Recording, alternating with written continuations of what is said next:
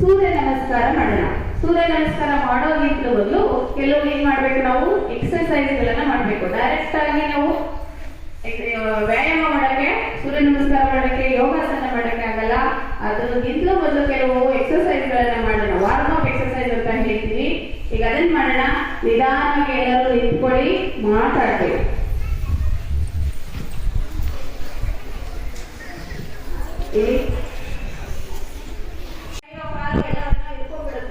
ಆದ್ರಿಂದ ಕೆಲವೊಂದು ಕಾವೇರಿಸುವ ವ್ಯಾಯಾಮಗಳು ಅಂತ ಹೇಳ್ತಾರೆ.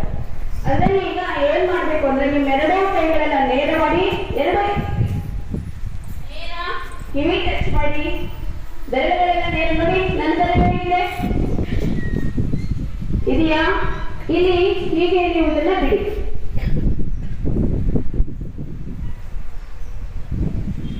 ಮಾಡ್ಬೇಕು.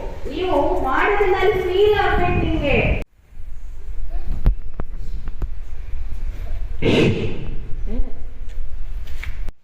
ನೇರ ಕಿವಿ ಟಚ್ ಮಾಡಿ.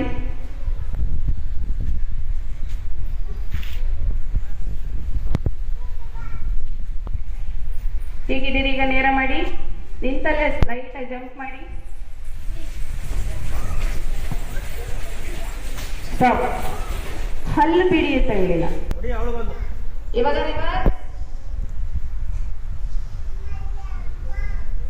ಫುಲ್ ರೊಟೇಟ್ ಆಗ್ಬೇಕು, ಕತ್ತು ರೊಟೇಟ್ ಆಗ್ಬೇಕು.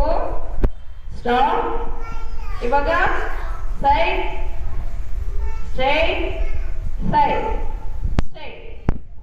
ಕತ್ತು ಮಾತ್ರ, ನೀವು ಬೆಂಡ್ ಆಗ್ಬೇಡಿ. ಕತ್ತು ಮೇಲೆ ಕೈ ಹಿಡೀರಿ.